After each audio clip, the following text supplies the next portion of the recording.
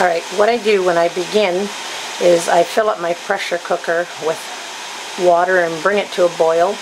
And the next step is to put in the jars I'm going to be using. They need to be clean, washed jars, hot soapy water. I even use bleach if I'm using when I'm using the last year's jars. And then the easiest thing to do is to put the jars in the water, fill up a couple with the boiling water, put them aside, and then fill up your other jars. And we'll just watch as Stephen helps me here. He's getting the jars into the boiling water, and what I'm doing is basically sterilizing them. So you just tip the jar ever so slightly, fill it up, stand it straight up, then you take the remaining two that you filled up first, and it'll bring that water up to cover all of your jars. There we go. Now I'm going to bring these back to a rolling boil, make sure they're good and sterilized. And over beside I have here my mixture, my base for the pickles. This is 10 cups of water, 2 cups of white vinegar, just a little less than a half a cup of pickling salt, or you can call it a scant cup, and a teaspoon of turmeric. And I'm bringing this to a boil, and that'll be the brine that I pour over the pickles. On this side of the kitchen, I've divided my dill. You can see dill head and some of the green part of the plant.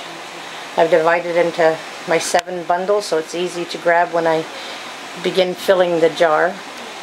Then I have all the tops. I'm going to be putting them into my measuring cup full of boiling water just to soften the rubber and get it ready for its sealing. Then I have my garlic. That's the elephant garlic we grew this year. Try to zoom in on it here. Nice big heads. I'm going to keep a bunch of the cloves and replant them this fall for next year. Above it I have smaller garlic. Now this is it's a first year garlic, and I'll see if I can bring over. Okay, here's the flower of the garlic, and you can see it's full of bulbils. I will plant those again this fall. They will turn out this size. I will break these garlic apart into cloves, and next year I'll have double-sized garlic. Alright, now moving in here, I'm going to be using mustard seed. I use mustard seed, peppercorns, and this was the turmeric that I used.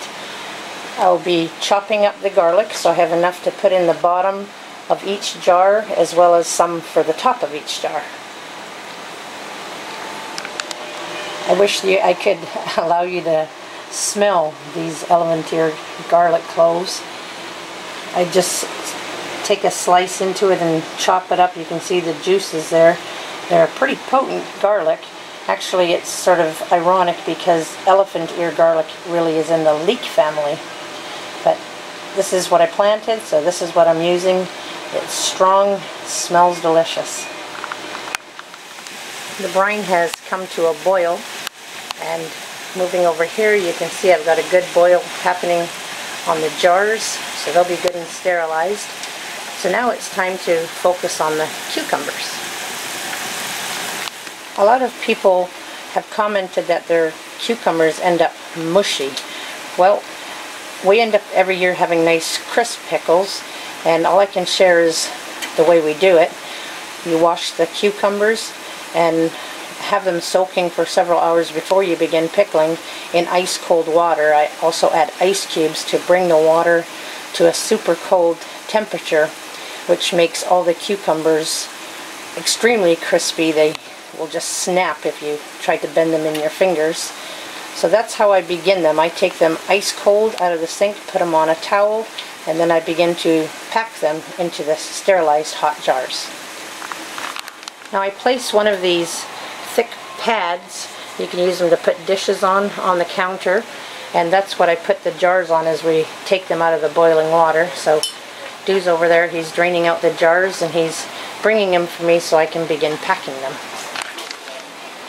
Alright, I have 2 different shaped jars, The reason is I prefer using wide mouth, but because I have a lot of both, I use a wide mouth for the larger pickles and the narrow mouth for all the smaller pickles. I can fit them in a random order, whereas the larger cucumbers you need to fit them in a lot more. The larger jars, I use the larger cucumbers because you got to put them straight in and you don't have to try to work them past this narrow mouth. Just a lot easier to pickle with. I have my lids soaking in boiling water here, so I'm going to begin. First thing I do is put in a fresh head of dill in the jar. Do a good dollop of chopped garlic. Then I take half a teaspoon of mustard seed. Put that in the jar. Then I take a couple peppercorns. Now you can, as spicy as you want them is how many peppercorns you put in, because we have little girls. I don't do too many, but in this one I'm going to do, let's see here, I have 2, 4, 6, 8 of them. And somebody asked for spicy pickles, so I'm going to put in a nice hot pepper. I believe this is either a cayenne or a jalapeno.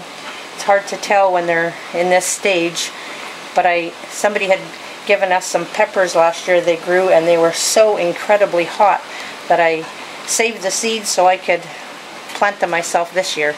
So this is how I will start.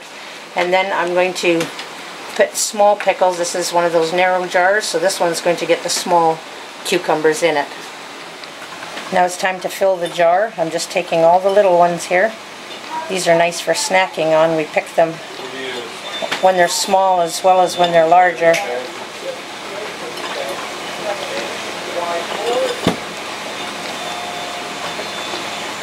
Just fit them in, sort of jiggle the hot jar. See as many as you can get in here. That's about good. Now a few more bits of garlic, and then on the top is where I put the green part of the dill plant. Stems are fine too, they also carry flavor. And the next thing is to pour the hot brine over it. I have some of my brine. The turmeric makes a nice yellow color. And I will fill it to just the bottom here. Next step is to make sure the edge is dry. And I will put in one of my tops.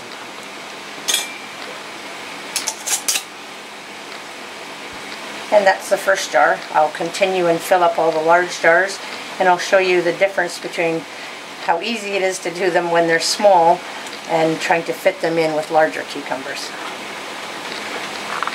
Another thing that I do is to pull all the cucumbers out of the ice water and sort of arrange them by size. That way when you're stuffing a jar and you're looking for just that right size, you have it right on front of you. It makes it a lot easier. Okay, now I have this jar. This is a wide mouth. You can see the dill heads in there, garlic, the mustard seeds, a whole bunch of peppercorns, and I'm going to begin to fill up this jar. Just sort of put them in and work your way around the jar, trying to keep them neat, tight together. And last but not least, I'm going to shove another one of those hot jalapeno peppers down into the center. Take some more garlic and a bit of the greens of the dill, and fill this one with.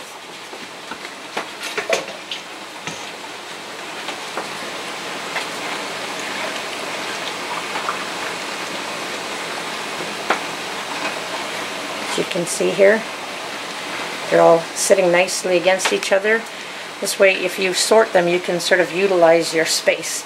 Now I'm going to go ahead and fill the other 5 jars, and we'll show you the next step. Now when you come to cucumbers this size, obviously if I try to shove them in the jar, I'm not going to be too successful. So these are the kind I make the spears with. That's really easy, just run it through.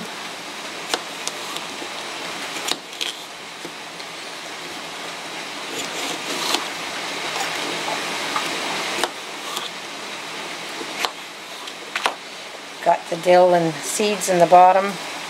And the same thing, I kind of hold the jar as I'm putting it in so I can see where they're heading.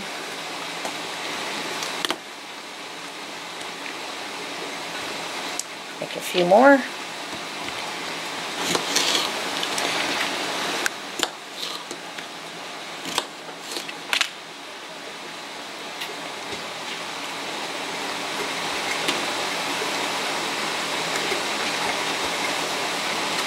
One more. So this one actually holds 3 cucumbers, a little bigger than this one. And then of course the garlic on the top, some more dill greens, and this one will be filled. Alright, all 7 jars are filled. And the 2 in the back that have a red elastic, they're just meant to let the people know those are going to be red hot pickles. They'll stay when we give them a water bath, and we'll just leave them on, so even though we mark the lid, we'll still remember those are going to be red hot. So back in they go into the boiling water. It doesn't look too full right now, but as you begin to add the jars, sometimes we have to take some of the water out because we can't fit the jars in the water. It would just boil over.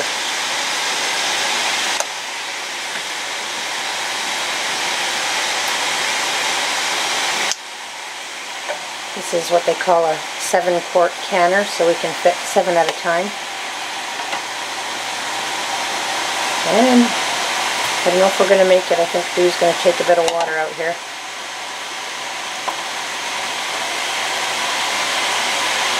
Okay, and then goes the last jar.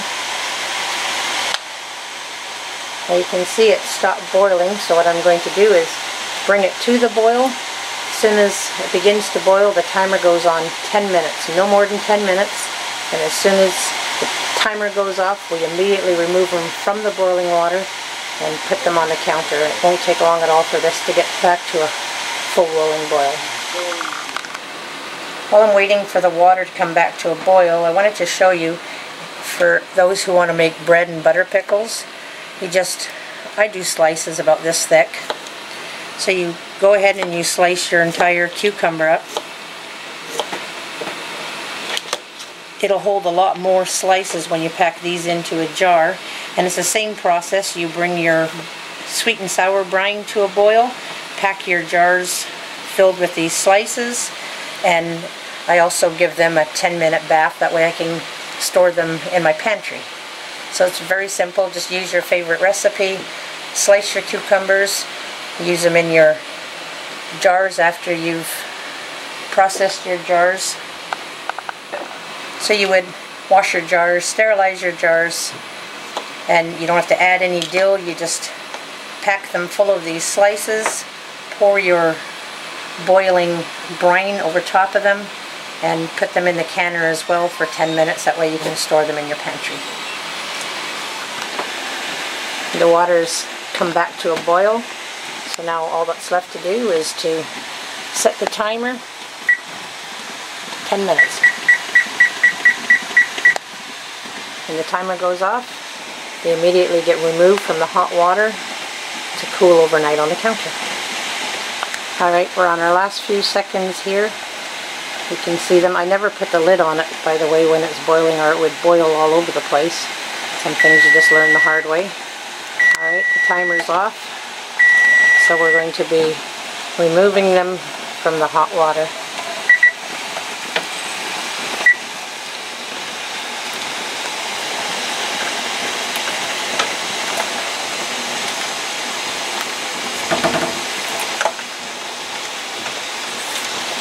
Now all I do is leave them sit on this pad overnight, and then in the morning I put the dates on the top of the jar, and they just get added to the collection in the pantry. There you go. Thanks so much for your help, too. You're welcome.